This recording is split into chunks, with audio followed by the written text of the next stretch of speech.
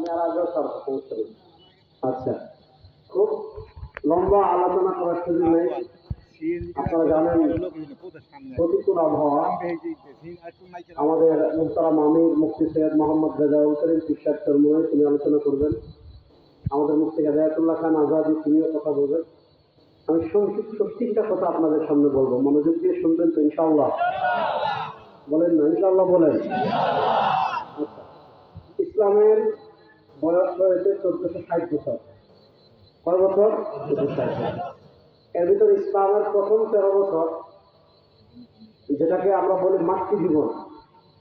নবী করিম সাল্লাল্লাহু আলাইহি ওয়াসাল্লাম মাতৃ জীবনে নানা জুলমের শিকার হয়েছেন, নানা অত্যাচারের শিকার হয়েছেন, নানা কষ্টের সম্মুখীন হয়েছেন। তার কি দোষ ছিল? কোনো দোষ ছিল না। রাসূলুল্লাহ সাল্লাল্লাহু আলাইহি ওয়াসাল্লাম ক্ষমতা চান নাই, রাসূলুল্লাহ সাল্লাল্লাহু আলাইহি ওয়াসাল্লাম নেতৃত্ব চান নাই, রাসূলুল্লাহ সাল্লাল্লাহু আলাইহি ওয়াসাল্লাম টাকাও চান নাই, পয়সাও চান নাই, পদও চান নাই। মাতৃ জীবনে শুধু একটা কথা বলেছিলেন, ইয়া আইয়ুহান নাস কুলু লা ইলাহা, বলেন না ইয়া আইয়ুহান নাস কুলু লা ইলাহা। খুব সাদামাটা হিসাবটা বুঝে আল্লাহ নবী সাল্লাল্লাহু আলাইহি ওয়াসাল্লাম শুধু বলেছেন, বলো লা ইলাহা ইল্লাল্লাহ তুফলিহুন। প্রশ্ন হলো, লা ইলাহা ইল্লাল্লাহ এই কথা বলার কারণে পুরো আরব তার বিরুদ্ধে কেন দাঁড়ালো? পুরো রাষ্ট্রযন্ত্র কেন তার বিরুদ্ধে দাঁড়ালো? কারণ আবু জাহেল জানে, উতবা জানে, সাইবা জানে, রাবিআ জানে, মুগীরা জানে। কি জানে? যে যেখানে লা ইলাহা ইল্লাল্লাহ বিজয়ী হয়ে যাবে, সেখানে আর তাগুতের শাসন চলবে না, কোনো মূর্তির শাসন চলবে না, কোনো মানুষের শাসন চলবে না, কোনো মানুষের তন্ত্র চলবে না, কোনো মানুষের মন্ত্র চলবে না। যেখানে লা ইলাহা ইল্লাল্লাহ বিজয়ী হয়ে যাবে, সেখানে শাসন ক্ষমতা চলবে একমাত্র আল্লাহ। সেখানে ক্ষমতা চলবে একমাত্র কার? এজন্য নবী করিম সাল্লাল্লাহু আলাইহি ওয়াসাল্লাম বলেছেন, লা ইলাহা ইল্লাল্লাহ। আরবের কাফেরদের মাথা নষ্ট হয়ে গিয়েছে। আপনি ঘরে বসে লা ইলাহা ইল্লাল্লাহ জিকির করেন, তারা আপনাকে কিছু বলবে না। আপনি খানকায় লা ইলাহা ইল্লাল্লাহ জিকির করেন, আপনাকে কিছু বলবে না। আপনি মসজিদে লা ইলাহা ইল্লাল্লাহ জিকির করেন, আপনাকে কিছু বলবে না। কিন্তু আপনি যখন রাজপথে দাঁড়িয়ে বলবেন লা ইলাহা ইল্লাল্লাহ, আপনি মসজিদে যখন, আপনি রাজপথে দাঁড়িয়ে যখন বলবেন লা ইলাহা ইল্লাল্লাহ, জোরে বলেন, আপনি রাজপথে যখন দাঁড়িয়ে বলবেন লা ইলাহা ইল্লাল্লাহ, জোরে বলেন, আপনি যখন রাজপথে দাঁড়িয়ে বলবেন লা ইলাহা ইল্লাল্লাহ, আপনি যখন সংসদে বলবেন আর জয় বাংলার স্লোগান হতে দেব না, আর কোনো পাকের স্লোগান হতে দেব না, কারণ নেতার স্লোগান হতে দেব না, এখন থেকে আমাদের জাতীয় স্লোগান হবে লা ইলাহা ইল্লাল্লাহ। তখন বলবে যে জঙ্গি আছে, ঠিক আছে? ঠিক। তখন ভারতের দালালদের মাথা গরম হবে কি হবে না? তখন আমেরিকার মাথা গরম হবে কি হবে না? তখন ইসরায়েলের মাথা গরম হবে কি হবে না? এখন জানেন, যেখানে লা ইলাহা ইল্লাল্লাহ বিজয়ী হয়ে যাবে, সেখানে মোদির শাসন চলবে না, ট্রাম্পের শাসন চলবে না, নেতানিয়াহুর শাসন চলবে না, ভারতের শাসন চলবে না, আমেরিকার শাসন চলবে না, ইসরায়েলের শাসন চলবে না। যেখানে লা ইলাহা ইল্লাল্লাহ বিজয়ী হয়ে যাবে, সেখানে শাসন চলবে একমাত্র আল কোরআনের বাইরে কিছু চলবে না। তাহলে লা ইলাহা, বলেন না লা ইলাহা ইল্লাল্লাহ, বলেন না লা ইলাহা ইল্লাল্লাহ। তেরা মেরা রিশতা ক্যা? লা ইলাহা ইল্লাল্লাহ। দুই হাত তুলে বলেন লা ইলাহা ইল্লাল্লাহ। তেরা মেরা রিশতা ক্যা? লা ইলাহা ইল্লাল্লাহ। লা ইলাহা ইল্লাল্লাহর উপর ঐক্যবদ্ধ হওয়ার প্রয়োজন আছে না নাই? আছে। নবী করিম সাল্লাল্লাহু আলাইহি ওয়াসাল্লাম তিনি আফজালুল আম্বিয়া। বলেন সুবহানাল্লাহ। চিৎকার করেন না, জোরে বলেন সুবহানাল্লাহ। আল্লাহ নবী সাল্লাল্লাহু আলাইহি ওয়াসাল্লাম নিজে তার পরিচয় দিয়েছেন। কি পরিচয়? আনা সাইয়্যিদু ওয়ালাদি আদম লা ফাখর, আনা ইমামুল আম্বিয়া লা ফাখর। নবী করিম সাল্লাল্লাহু আলাইহি ওয়াসাল্লাম সহিহ বুখারী riwayat নিজে তার পরিচয় দিতে গিয়ে বলেছেন, আমার পরিচয় জানো, আনা সাইয়্যিদু ওয়ালাদি আদম। আদম আলাইহিস সালামের যত সন্তান দুনিয়াতে লাভ করেছে, জন্মগ্রহণ করেছে, সব সন্তান হাসরের মাঠে উঠবে। নবী করিম সাল্লাল্লাহু আলাইহি ওয়াসাল্লাম বলেন, সেদিন সব মানুষের নেতা হব আমি। আনা ইমামুল আম্বিয়া লা ফাখর, অগণিত নবী রাসূল দুনিয়াতে পাঠিয়েছেন, সব নবীদের নবী আমাদের নবী। সব নবীদের নবী আমাদের একটা আজিব ব্যাখ্যা করেছেন, একটা হলো নবুয়ত বিদ্যাত, আর হলো নবুয়ত বিল মাকান। ওটার দিকে আমি যাচ্ছি না, গেলে আলোচনা চলে যাবে আরেক দিকে। আমাদের নবী করিম সাল্লাল্লাহু আলাইহি ওয়াসাল্লাম তিনি ইমামুল আম্বিয়া। আল্লাহর পরে আল্লাহর কুল কায়নাতের মধ্যে, আল্লাহর সব মাখলুকাতের মধ্যে আল্লাহ তাআলা সবার উপরে রেখেছেন আমাদের নবী সরওয়ারে দু আলম তাজদারে মদিনা জনাব মুহাম্মদুর রাসূলুল্লাহ সাল্লাল্লাহু আলাইহি ওয়াসাল্লামের মাকাম। বাকি সব নবীদের মাকাম আমাদের নবীর নিচে, শুধু আমাদের নবীর নিচে না। ইমাম মুসলিম রাহিমাহুল্লাহ মুসলিম শরীফে একটা হাদিস এনেছেন, আল্লাহ নবী সাল্লাল্লাহু আলাইহি ওয়াসাল্লামের কাছে একদিন ওমর ইবনে খাত্তাব রাদিয়াল্লাহু তাআলা এসেছেন। মনোযোগ, আল্লাহ নবী সাল্লাল্লাহু আলাইহি ওয়াসাল্লামের কাছে একদিন ওমর ইবনে খাত্তাব রাদিয়াল্লাহু তাআলা এসেছেন। তার হাতে তাওরাত। তাওরাত হলো ওই আসমানি কিতাব, যে আসমানি কিতাব আল্লাহ তাআলা মুসার উপর অবতীর্ণ করেছেন। ওমর ইবনে খাত্তাব রাদিয়াল্লাহু তাআলা তাওরাত নবী করিম সাল্লাল্লাহু আলাইহি ওয়াসাল্লামের কাছে এসেছেন। কেন? যে নবী করিম সাল্লাল্লাহু আলাইহি ওয়াসাল্লাম তার হাতে তাওরাত দেখলে তিনি খুশি হবেন, যে মাশাআল্লাহ আমার ওমর কোরআনও পড়ছে, তাকে তাওরাতও পড়ছে, খুশি হবেন। কিন্তু ওমর ইবনে খাত্তাব রাদিয়াল্লাহু তাআলা বলেন, আল্লাহ নবী সাল্লাল্লাহু আলাইহি ওয়াসাল্লামের চেহারা কত সুন্দর চেহারা ছিল, সুবহানাল্লাহ বলেন। হযরত আবু সাঈদ খুদরি রাদিয়াল্লাহু তাআলা বলেন, হযরত আবু হুরায়রা রাদিয়াল্লাহু তাআলা বলেন, খারাজতু লাইলাতান মুকমিরাতান, একবার পূর্ণিমার চাঁদের রাতে আমি নবী করিম সাল্লাল্লাহু আলাইহি ওয়াসাল্লামের সাথে হাঁটি। ফারাআইতু মাররাতান মিনাল কামারি ওয়া মাররাতান ইলা ওয়াজহি রাসূলিল্লাহ সাল্লাল্লাহু আলাইহি ওয়াসাল্লাম। সাহাবী বলেন, আমি একবার আকাশের পূর্ণিমার চাঁদের দিকে তাকাই, আর আরেকবার সরওয়ারে দু আলম সাল্লাল্লাহু আলাইহি ওয়াসাল্লামের চেহারার দিকে তাকাই। আমি একবার পূর্ণিমার চাঁদের দিকে তাকাই, আরেকবার সরওয়ারে দু আলম সাল্লাল্লাহু আলাইহি ওয়াসাল্লামের চেহারার দিকে তাকাই। সাহাবী বলেন, আমি আল্লাহর জাতের কসম করে বলি, আমার নবীর চেহারা মুবারক পূর্ণিমার চাঁদের চেয়ে বেশি সুন্দর। সুবহানাল্লাহ বলেন। সুবহানাল্লাহ। নবী করিম সাল্লাল্লাহু আলাইহি ওয়াসাল্লামের চেহারা পূর্ণিমার চাঁদের চেয়ে সুন্দর। এজন্য আমাদের আয়েশা রাদিয়াল্লাহু তাআলা বলেছেন যে মিশরের মেয়েরা হযরত ইউসুফ আলাইহিস সালামের সৌন্দর্য দেখে হাত কেটে ফেলেছিল। এরা যদি সরওয়ারে দু আলমের সৌন্দর্য দেখতো, তো লাকাত তাআলা যাবেই না, হতে আমাদের কলিজা কেটে ফেলতো। আমার নবী এত সুন্দর ছিলেন, বলেন সুবহানাল্লাহ। ওমর ইবনে খাত্তাব রাদিয়াল্লাহু তাআলা বলেন, নবী করিম সাল্লাল্লাহু আলাইহি ওয়াসাল্লাম যখন তার হাতে তাওরাত দেখেছেন, আল্লাহ নবী সাল্লাল্লাহু আলাইহি ওয়াসাল্লামের চেহারা মুবারক লাল হয়ে গিয়েছে রাগে। লাল হয়ে গিয়ে বলেন, ইয়া উমর লাউ কানা মূসা হাইয়ান, ইয়া উমর লাউ কানা মূসা হাইয়ান মা ওয়াসিআ ইল্লা ইত্তিবাই। ও উমর, সরওয়ারে দু আলমের কোরআন পাওয়ার পর তুমি তাওরাত পড়ছো, ইসলাম লাভ করার পর তুমি তাওরাত পড়ছো, কোরআন আসার পর তুমি তাওরাত পড়ছো। ওমর শুনো, তাওরাত যে নবীর উপর অবতীর্ণ হয়েছে, লাউ কানা মূসা হাইয়ান, যদি সেই মূসাও জীবিত থাকতেন, মা ওয়াসিআ ইল্লা ইত্তিবাই, আল্লাহ মূসার উপর আবশ্যক করে দিয়েছেন, তিনি যদি এখন দুনিয়াতে থাকতেন তাহলে তার আসমানি কিতাব বাদ দিয়ে আমি নবীর অনুসারী হয়ে যেতেন। এখান থেকে আমরা কি বুঝলাম? আপনাদেরকে ইন্টারফেক্ট শিখায়, আন্তধর্ম শিখায়, আপনাদেরকে সেকুলারিজম ধর্ম নিরপেক্ষতা শিখায়। শোনেন, পৃথিবীতে ধর্ম অনেক থাকবে, আমরা কাউকে জোর করে মুসলমান বানাই না। এই ইসলাম কাউকে জোর করবে মুসলমান বানায়? আপনার ধর্ম পালনের স্বাধীনতা আছে। ইসলাম যদি জোরপূর্বক মুসলমান বানাইতো, তাহলে ভারতে একজনের হিন্দু থাকতো না। কারণ ভারতের রাষ্ট্র ক্ষমতায় আমরা ছিলাম 700 বছর।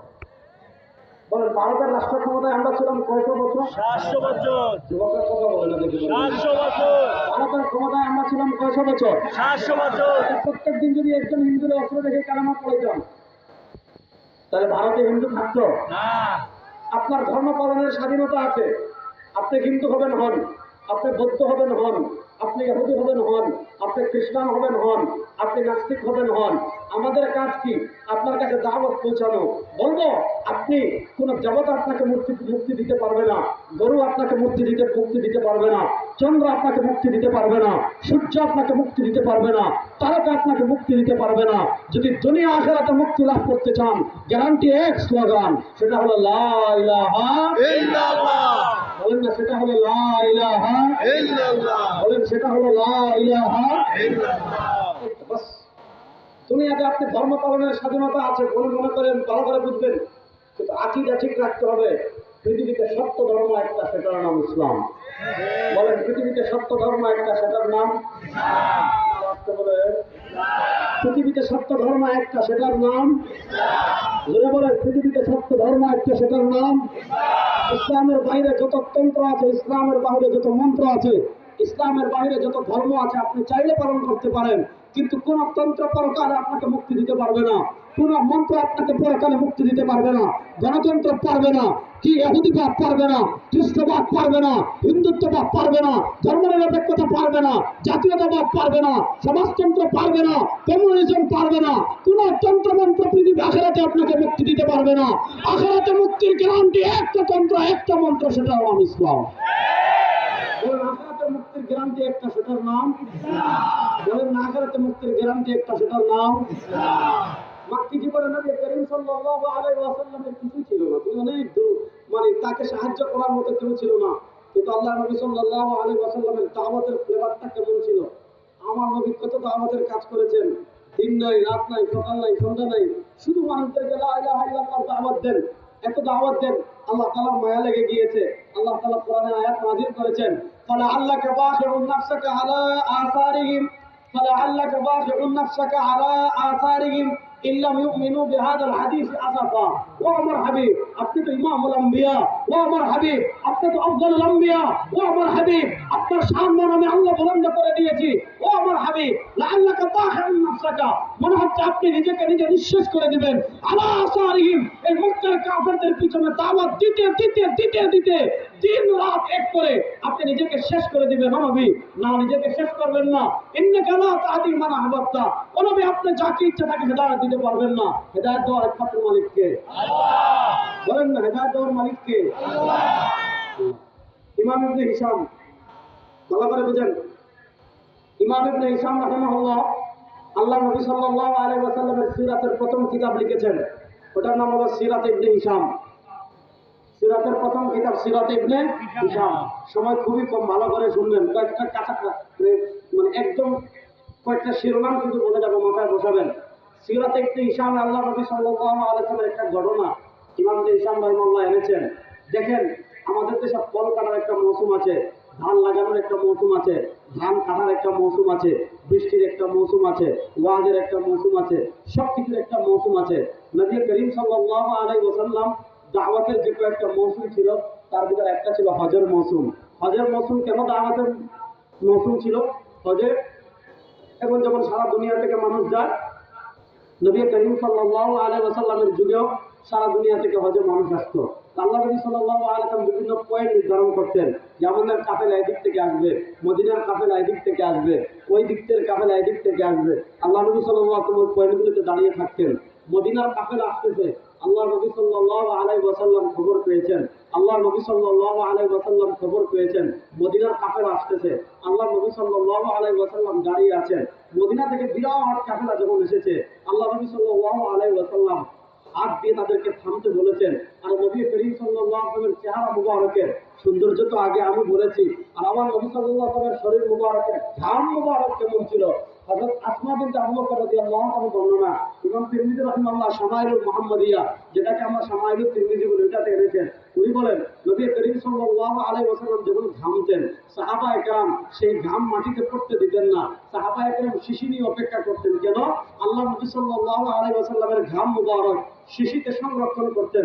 হযরত আসমা বিনত আবু বকর রাদিয়াল্লাহু তাআলা আনহা বলেন, আমার কাছে শিশিতে আল্লাহ নবী সাল্লাল্লাহু আলাইহি ওয়াসাল্লামের ঘাম মুবারক একটু ছিল। আরবে যখন কোনো ফাংশন হতো, আরবে বড় কোনো অনুষ্ঠান যখন হতো, বিয়ে শাদী যখন হতো, হযরত আসমা বিনত আবু বকর রাদিয়াল্লাহু তাআলা আনহা বলেন, আমি পারফিউম ব্যবহার করতাম না, আমি আতর ব্যবহার করতাম না, আল্লাহ নবী সাল্লাল্লাহু আলাইহি ওয়াসাল্লামের ঘাম মুবারক একটু লাগিয়ে দিতাম। সাহাবী বলেন, আল্লাহ নবী সাল্লাল্লাহু আলাইহি ওয়াসাল্লামের ঘাম মুবারক মিশকে আম্বরের চেয়ে বেশি সুগন্ধশীল। সেই মহামানব মদিনাবাসীকে ইশারা করেছেন, মদিনার কাফেলা দাঁড়িয়ে গিয়েছে। সুবহানাল্লাহ বলেন। আল্লাহ নবী সাল্লাল্লাহু আলাইহি ওয়াসাল্লাম দাওয়াত দেওয়া শুরু করেছেন, ইয়া আইয়ুহান নাস কুলু লা ইলাহা ইল্লাল্লাহ। আল্লাহ নবী সাল্লাল্লাহু আলাইহি ওয়াসাল্লাম যখন মদিনাবাসীকে লা ইলাহা ইল্লাল্লাহ দাওয়াত দেওয়া শুরু করেছেন, হাজার বছর থেকে তৃষ্ণার্ত মদিনার মানুষের হৃদয়ে, 500 বছর থেকে হেদায়েত শূন্য মদিনার মানুষের হৃদয়ে বৃষ্টির মতো হেদায়েতের আলো প্রবেশ করা শুরু করেছে। আল্লাহ নবী সাল্লাল্লাহু আলাইহি ওয়াসাল্লাম যখন দাওয়াত শেষ করে শুনেছেন, ফাকামা রাজুলুম মিনাল মদিনা, মদিনার কাফেলা থেকে একজন নেতা দাঁড়িয়ে গিয়েছেন। দাঁড়িয়ে বলেন, হে মদিনাবাসী শুনো, ওয়াল্লাহি লাউ কাবিলতু হাযাল ফাতা মিন কুরাইশ, ওয়াল্লাহি লাউ কাবিলতু হাযাল ফাতা মিন কুরাইশ, ওয়াল্লাহি লাউ কাবিলতু হাযাল ফাতা মিন কুরাইশ। ও মদিনাবাসী শুনো, কুরাইশের এই যুবক যে আদর্শের দিকে আমাদেরকে দাওয়াত দিচ্ছে, কুরাইশের এই যুবক যে মতবাদের দিকে আমাদেরকে দাওয়াত দিচ্ছে, কুরাইশের এই যুবক যে আদর্শের দিকে আমাদেরকে দাওয়াত দিচ্ছে, যদি তার দাওয়াত আমরা কবুল করি, শুনো মদিনাবাসী, লাকান্তুল আরব, আরবে আর কারো নেতৃত্ব চলবে না। এই যুবকের দাওয়াত কবুল করলে সারা আরবের নেতৃত্ব আমাদের হাতে চলে আসবে। আল্লাহ নবী সাল্লাল্লাহু আলাইহি ওয়াসাল্লাম মক্কি জীবনে এমন ভাবে দাওয়াত দিচ্ছেন যে মদিনার লোক বুঝে বলতে ধরে এই যে আদর্শ গ্রহণ করলে ক্ষমতা কার কাছে আসবে? কথা বলেন না কেন? নবী করিম সাল্লাল্লাহু আলাইহি ওয়াসাল্লাম দাওয়াত দিলেন লম্বা ঘটনা। রাসূল করিম সাল্লাল্লাহু আলাইহি ওয়াসাল্লামের দুটো ছায়া ছিল। আল্লাহ নবী সাল্লাল্লাহু আলাইহি ওয়াসাল্লামের চাচা ছিলেন আবু তালেব, খুব সংক্ষেপে বলছি। তিনি মারা গেলেন, কাফেররা অত্যাচারের আরো সুযোগ পেল। আম্মা জান খাদিজাতুল কুবরা রাদিয়াল্লাহু তাআলা আনহার ঘরের ছায়া ছিলেন, নবী করিম সাল্লাল্লাহু আলাইহি ওয়াসাল্লামের ঘরের ছায়া ছিলেন আম্মা জান খাদিজাতুল কুবরা রাদিয়াল্লাহু তাআলা আনহা। তিনিও ইন্তেকাল করলেন। আল্লাহ নবী সাল্লাল্লাহু আলাইহি ওয়াসাল্লামের মনটা অনেক খারাপ। দেখেন আল্লাহ তাআলা তার নবীকে কত ভালোবাসতেন, সুবহানাল্লাহ বলেন। আর আসতে বলেন, যুদ্ধ হয়েছে রোমান আর কিসরা। রোমানরা হলো আহলে কিতাব, আমাদের কাছাকাছি, অর্থাৎ তারা যদি আমাদের নবী রিসালাত মানে না, কিন্তু আল্লাহ মানে। আর এরা হলো অগ্নি পূজক। অগ্নি পূজকরা জিতছে, রোমানরা পরাজিত হয়েছে। তারা মুসলমান না, মুসলমানদের আত্মীয় না, কিন্তু রোমানরা ওদের তুলনায় তুলনামূলক আমাদের কাছে। আল্লাহ নবী সাল্লাল্লাহু আলাইহি ওয়াসাল্লাম কষ্ট পেয়েছেন। আল্লাহ নবী সাল্লাল্লাহু আলাইহি ওয়াসাল্লাম কষ্ট পেয়েছেন। আল্লাহ তাআলা তার নবীকে কত ভালোবাসতেন, একটু কষ্ট পেয়েছেন। আল্লাহ তাআলা কোরআনে আয়াত নাযিল করেছেন, আলিফ লাম মিম গুলিবাতির রূম ফি আদনাল আরদি ওয়া হুম মিন বা'দি গালাবিহিম সায়াগলিবুন। ও নবী, মন খারাপ করবেন না। রোমানরা পরাজিত হয়, আপনি কষ্ট পেয়েছেন, কষ্ট পাবেন না। কিছুদিনের ভিতর আরেকটা যুদ্ধ হবে, ওই যুদ্ধে আল্লাহ তাআলা রোমানদেরকে বিজয় দান করবেন। আমার নবীকে আল্লাহ কত ভালোবাসতেন। মক্কার কাফেরেরা নবী করিম সাল্লাল্লাহু আলাইহি ওয়াসাল্লামকে বলে আফতার। আফতার মানে নির্বংশ, যার বংশ নাই। আমার নবীর বংশ আছে না নাই? বলেন না, আমার নবীর বংশ আছে না নাই? আল্লাহ নবী সাল্লাল্লাহু আলাইহি ওয়াসাল্লাম রাস্তা দিয়ে হাঁটেন, কাফেররা বলে আফতার। বাজারে হাঁটেন, কাফেররা বলে আফতার। দাওয়াতের কাজে যান, কাফেররা বলে আফতার। নবী তো মানুষ, কষ্ট অনুভব করেছেন। আল্লাহ তাআলা বলেন, নবী আপনি কষ্ট পাবেন না। ইন্না আতাইনাকাল কাউসার, জান্নাতের স্পেশাল নহর হাউজে কাউসার আপনার নামে রেজিস্ট্রেশন করে দিলাম। আবু তালেব ইন্তেকাল করেছেন, আম্মা জান খাদিজাতুল কুবরা ইন্তেকাল করেছেন, নবী কষ্ট পেয়েছেন। আল্লাহ তাআলা বলেন, নবী মন খারাপ করবেন না। সুবহানাল্লাযী আসরা বিআবদিহি লাইলাম মিনাল মাসজিদিল হারাম ইলাল মাসজিদিল আকসা আল্লাযী বারাকনা হাওলা। আমার নবী কষ্ট পেয়েছেন। আল্লাহ তাআলা দুনিয়া থেকে ডাইরেক্ট জীবিত অবস্থায়, জাগ্রত অবস্থায়, হুঁশে অবস্থায় আমার নবীকে জান্নাত জাহান্নাম দেখিয়ে দিয়েছেন ওখানে। আমার নবীর কদম মুবারকের পাওয়ার কত, আমার নবীর কদম মুবারকের পাওয়ার কত। আল্লাহ বলেন, আল্লাযী বারাকনা হাওলা। আমার নবীর কদম মুবারক এক রাত বাইতুল মাকদিসে পড়েছে। আল্লাহ বলেন, আমার হাবিবের এক রাতের কদম মুবারকের উসিলায় পুরো বাইতুল মাকদিসকে আমি তোমাদের জন্য বরকতপূর্ণ করে দিয়েছি। সুবহানাল্লাহ পড়ে। তাহলে বলেন, এই বাইতুল মাকদিসের মালিক কারা? রাষ্ট্র বলেন, আমরা না, রাষ্ট্র বলেন আমরা। এই যুবকেরা জুড়ে বলেন, বাইতুল মাকদিসের মালিক কারা? আরজে মুকদ্দাসের মালিক কারা? কুদসের মালিক কারা? জেরুজালেমের মালিক কারা? আসকালনের মালিক কারা? বাবেলুদের মালিক কারা? ইরাকের মালিক কারা? সোনা মুসলমান বলে যায়, পৃথিবী দুটো চূড়ান্ত যুদ্ধের দিকে এগিয়ে যাচ্ছে। প্রস্তুত আছেন তো ইনশাআল্লাহ? আর আসতে বলেন, প্রস্তুত আছেন তো ইনশাআল্লাহ? একটা লড়াই হবে আধিপত্যবাদী হিন্দু শক্তির বিরুদ্ধে, আরেকটা লড়াই হবে আধিপত্যবাদী ইহুদি শক্তির বিরুদ্ধে। আধিপত্যবাদী হিন্দু শক্তির বিরুদ্ধে লড়াই হবে হিন্দুস্তানে, আর আধিপত্যবাদী ইহুদি শক্তির বিরুদ্ধে লড়াই হবে জেরুজালেমে। ইনশাআল্লাহ চূড়ান্ত সময় ঘনিয়ে আসছে। সব আধিপত্যবাদকে পরাজিত করে, হিন্দুত্ববাদী আধিপত্যবাদী শক্তিকে পরাজিত করে ইহুদিবাদী আধিপত্যবাদী শক্তিকে পরাজিত করে আল্লাহর জমিনে আল্লাহর কোরআনকে বিজয় করার, আল্লাহর জমিনে আল্লাহর দ্বীনকে বিজয় করার, আল্লাহর জমিনে মুস্তাফার আদর্শকে বিজয় করার, আল্লাহর জীবনে আল্লাহর জমিনে কামলিওয়ালার আদর্শ ইসলামকে বিজয় করার জন্য বরগুনার মুসলমান প্রস্তুত আছেন না ইনশাআল্লাহ?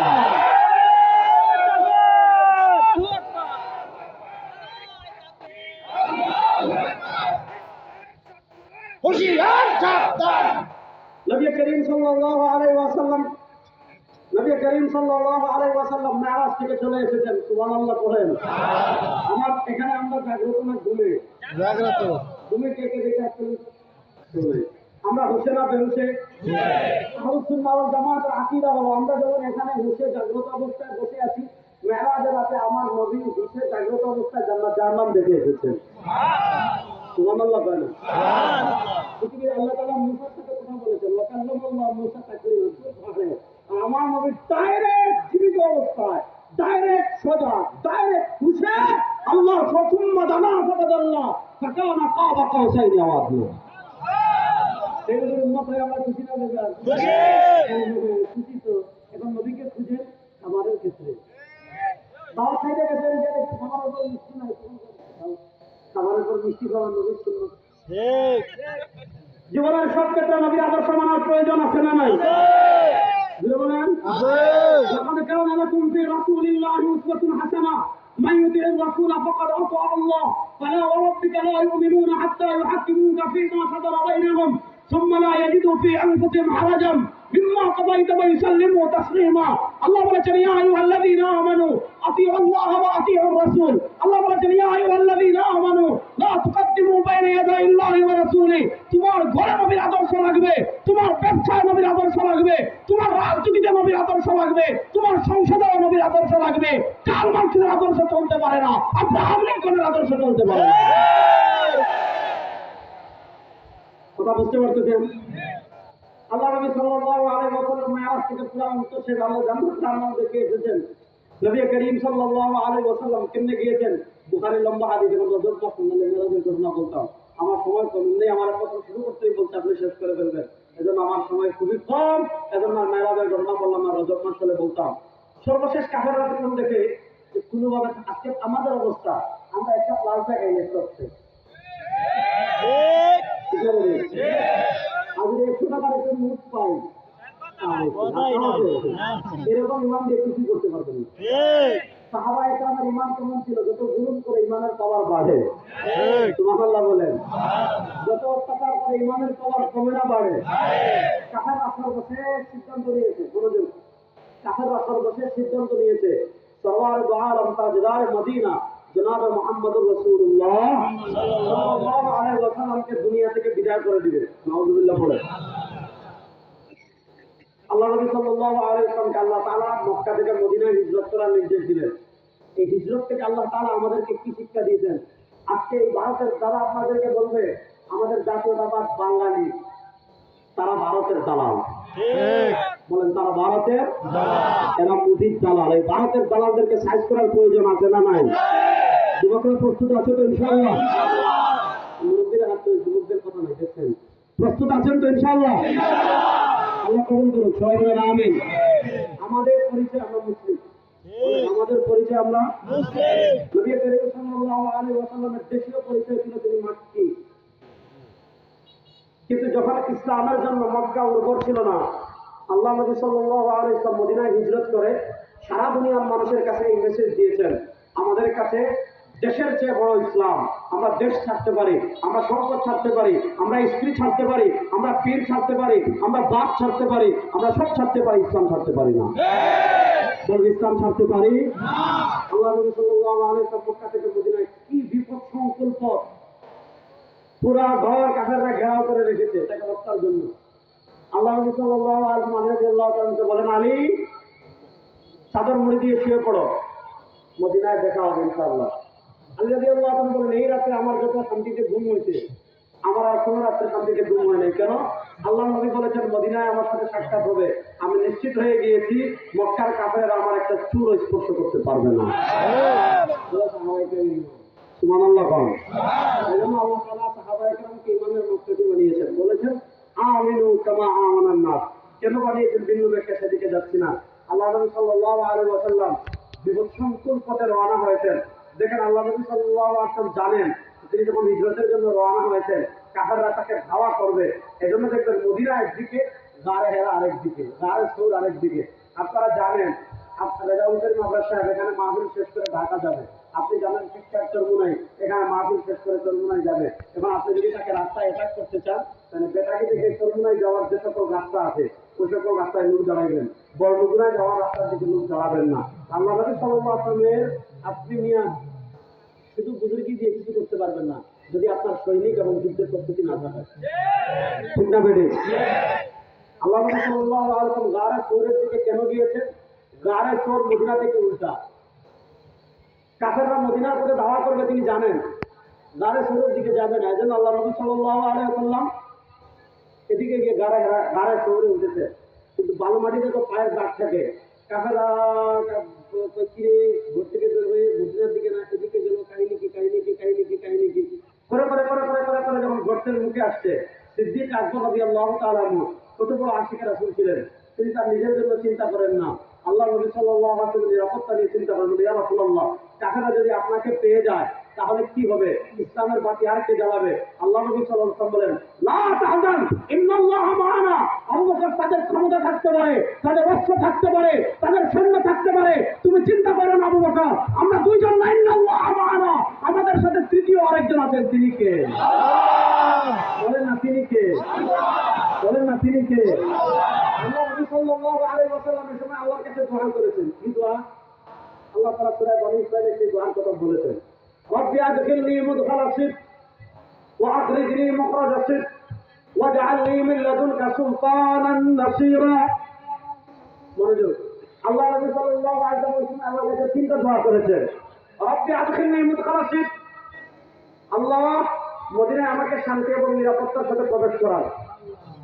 সুবহানাল্লাহ বলেন। সুবহানাল্লাহ। ওয়া আখরিজনি মুখরাজা সিদক, আল্লাহ আমাকে মক্কা থেকে শান্তি এবং নিরাপত্তার সাথে বের করেন। আমিন। 3 নম্বর আরেকটা দোয়া করেছেন, ওয়াজআলনি মিন লাদুনকা সুলতানান নাসীরা, ওয়াজআলনি মিন লাদুনকা সুলতানান নাসীরা, আল্লাহ মদিনায় আমি যাওয়ার পর আমাকে সাহায্যকারী ক্ষমতা দান করেন। প্রথম দোয়াটা দুটোতে খুব কমন। প্রথম দুই দোয়াটা আওয়াজ শোনা যায়? মাইক ছিল না তখন, আওয়াজ ছিল কি ছিল না? ছিল। প্রথম দুই দোয়াটা খুবই কমন। আল্লাহ নবী সাল্লাল্লাহু আলাইহি ওয়াসাল্লাম নিরাপত্তায় যাওয়ার কথা বলেছেন। তৃতীয় নম্বর দোয়া করেছেন, আমাকে ক্ষমতা দান করেন। কেন? আল্লামা ইবনে কাসির তাফসীর ইবনে কাসিরে লিখেছেন, পিছন থেকে শোনা যায়,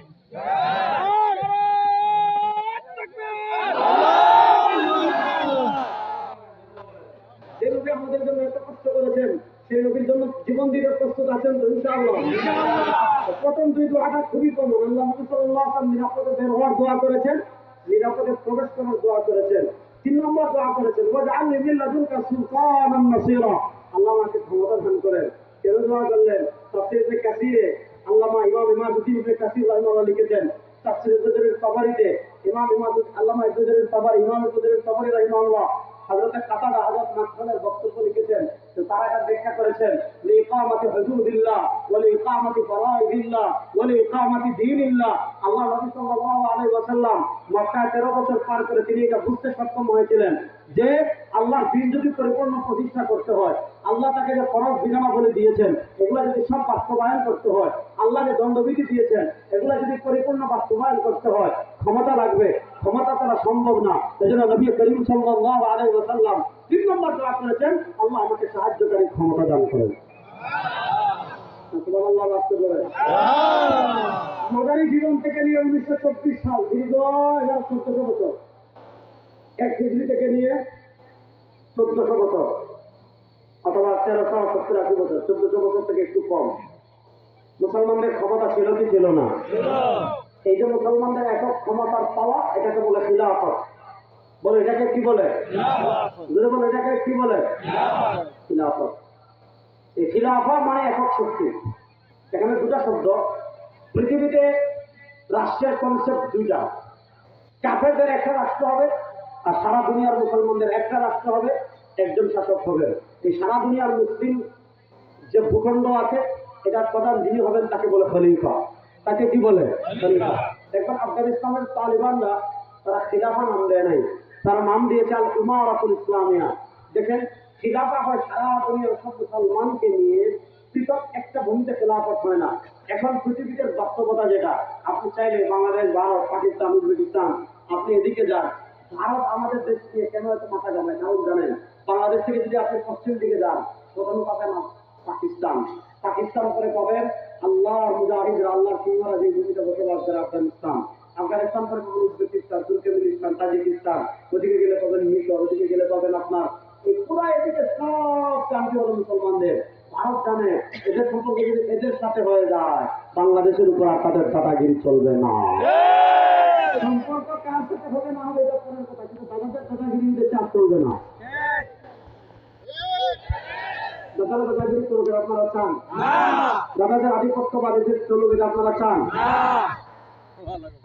আল্লাহ নবী সাল্লাল্লাহু আলাইহি ওয়াসাল্লাম, এখন যেহেতু আপনি চাইলেই মানচিত্রের বিভাজন তুলে, যেহেতু আপনি চাইলেই মানচিত্রের বিভাজন তুলে সব মুসলিম ভূখণ্ডকে এক করতে পারবেন না, এজন্য আফগানিস্তানরা তারা তাদের দেশে আল ইমারাতুল ইসলামিয়া প্রতিষ্ঠা করেছে, যে তাদের দেশের আইন চলবে আল্লাহর কোরআন দিয়ে, তাদের দেশের সংসদ চলবে আল্লাহর কোরআন দিয়ে, তাদের দেশের বিচার চলবে আল্লাহর কোরআন দিয়ে, তাদের দেশের অর্থনীতি চলবে আল্লাহর কোরআন দিয়ে, তাদের দেশের পুরা সংসদ চলবে আল্লাহর কোরআন দিয়ে, হাইকোর্ট চলবে আল্লাহর কোরআন দিয়ে, সুপ্রিম কোর্ট চলবে আল্লাহর কোরআন দিয়ে। এটাকে বলা হলো ইমারাতুল ইসলামিয়া। শুনেন মুসলমান, গণতন্ত্র মুসলমানদের আদর্শ হতে পারে না, ধর্ম নিরপেক্ষতা মুসলমানের আদর্শ হতে পারে না, জাতীয়তাবাদ মুসলমানের আদর্শ হতে পারে না। মুসলমানদের আদর্শ একমাত্র ইসলাম। মুসলমানদের আদর্শ একমাত্র ইসলাম। এবারে ইসলামের আমাদের সর্বশেষ যে খিলাফত ছিল, ওটার নাম ছিল উসমানী খিলাফত। 1924 সালে এটার পতন হয়েছে। 1924 সাল থেকে নিয়ে 100 বছর পৃথিবীর এক সিস্টেম ছিল। পৃথিবীর কি সিস্টেম ছিল? পৃথিবীর জায়গায় জায়গায় মুসলমানরা মার খাইছে। পৃথিবীর জায়গায় জায়গায় মুসলমানরা কি গেছে? আফগানিস্তানে মুসলমানের রক্ত ছিল, কাশ্মীরে মুসলমানদের রক্ত ছিল, বাহরাইনে আরবে মুসলমানের রক্ত ছিল, ইরাকে রক্ত ছিল, বসনিয়া হার্জেগোভিনায় রক্ত ছিল, লিবিয়ায় রক্ত ছিল, আপনার উইঘুরে রক্ত ছিল, ফিলিস্তিনে রক্ত ছিল। হিসাব সহজ, 100 বছর পর পর পরিবর্তন হয়। গত 100 বছর মাই খাইছি, 100 বছর মাঠ দিব। ঠিক আছে বলুন, গত 100 বছর মাই খাইছি, 100 বছর মাঠ দিব ইনশাআল্লাহ। গত 100 বছর পরাজিত হয়েছে, 100 বছর আমাদের বিজয় পৃথিবীর কেউ আটকাতে পারবে না। 100 বছর পৃথিবীর প্রান্তে প্রান্তে কালেমার পতাকা বিজয় হবে ইনশাআল্লাহ। কালেমার পতাকা বিজয় পৃথিবীর প্রান্তে প্রান্তে শুরু হয়ে গিয়েছে। আফগানিস্তানে কালেমার পতাকা বিজয় লাভ করেছে, সিরিয়ায় কালেমার পতাকা বিজয় লাভ করেছে, আফ্রিকায় কালেমার পতাকা বিজয় লাভ হয়েছে। ইনশাআল্লাহ বেশি দিন বাকি নয়। আবার বরগুনার তারুণ্যকে দীপ্ত মিশন দিয়ে যায়। সেটা বরগুনার মুসলমান প্রস্তুতি নেন, সবার বেশি দিন বাকি নয়। এই লাল সবুজের বাংলাদেশে আল্লাহর ইসলামকে বিজয় করার জন্য, কালেমার পতাকাকে বিজয় করার জন্য প্রস্তুত আছেন না?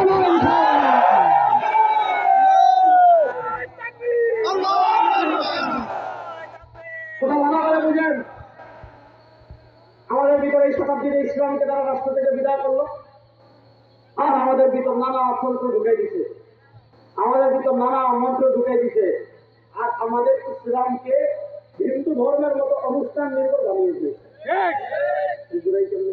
হিন্দু ধর্ম শুধু পূজা নির্ভর, বাস যখন পূজার সময় আসবে আপনি পূজা করবেন, বাস আপনি হিন্দু।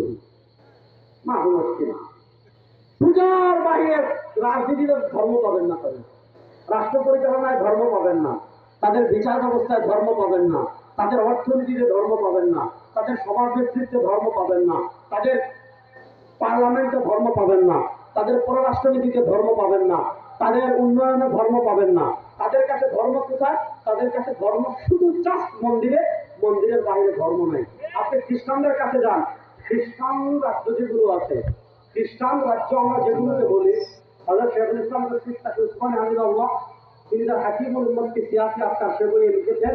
মুফাক্কির ইসলাম মাওলানা সৈয়দ আবুল হাসান আলী নদভী রাহিমাহুল্লাহ তিনি লিখেছেন, কারি তৈয়ব সাহেব রাহিমাহুল্লাহ, আরো অসংখ্য অগণিত উলামায়ে কেরাম লিখেছেন। কি লিখেছেন? খ্রিস্টান রাজ্যগুলোর পরিচালনার মৌলিক মূলনীতি ছিল, ভাই কায়সার কায়সার, রাষ্ট্র থাকবে রাষ্ট্রের মতো, গির্জা গির্জা, গির্জা থাকবে গির্জার মতো। আপনি ধর্ম পালন করতে চাচ্ছেন, গির্জায় যাবেন। রাষ্ট্র কেমনে চলবে? গির্জা মাথা গামাবে না। অর্থনীতি কেমনে হবে, গির্জা মাথা জমাবে না। সংসদ কেমনে চলবে, গির্জা মাথা জমাবে না। বিচার ব্যবস্থা কেমনে চলবে, গির্জা মাথা জমাবে না। সংবিধান কেমনে চলবে, গির্জা মাথা জমাবে না।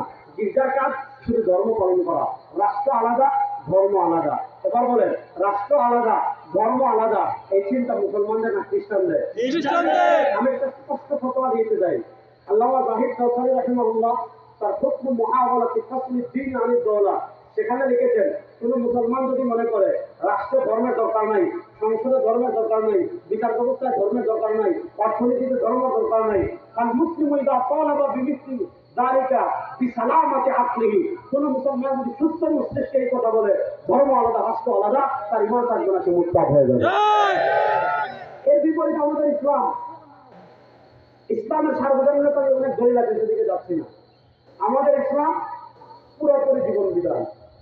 আপনাদের ঘর কেমনে চলবে, ইসলামে আছে না নাই?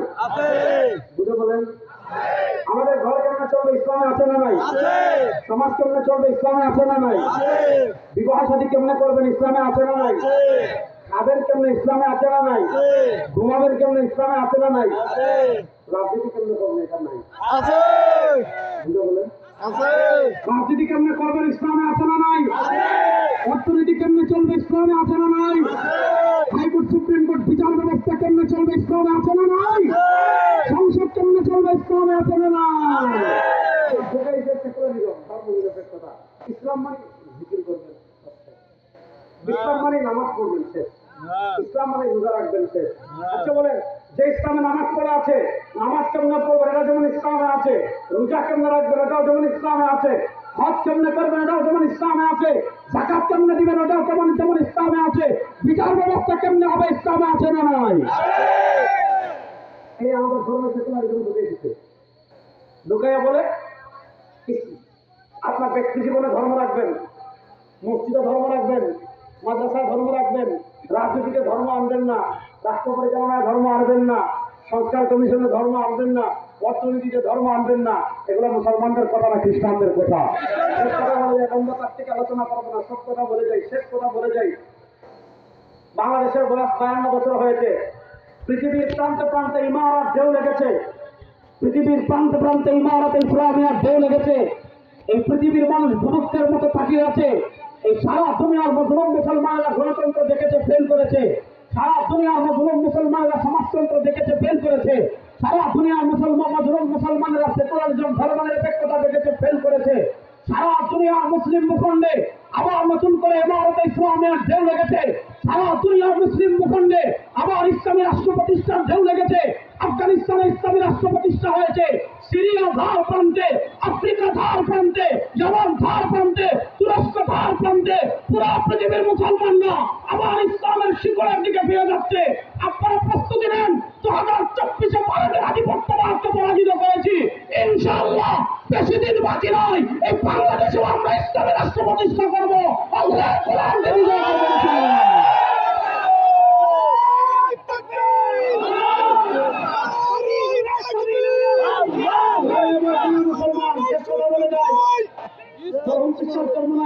বলে গিয়েছিলেন, শুধু নেতা নয়, নীতির পরিবর্তন চাই।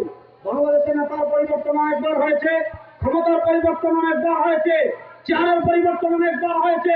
এদেশের মানুষের ভাগ্যের পরিবর্তন হয় নয়, গণতন্ত্র ভাগ্য পরিবর্তন করতে পারে নয়, জাতীয়তাবাদ ভাগ্য পরিবর্তন করতে পারে নয়, ধর্ম নিরপেক্ষতা ভাগ্য পরিবর্তন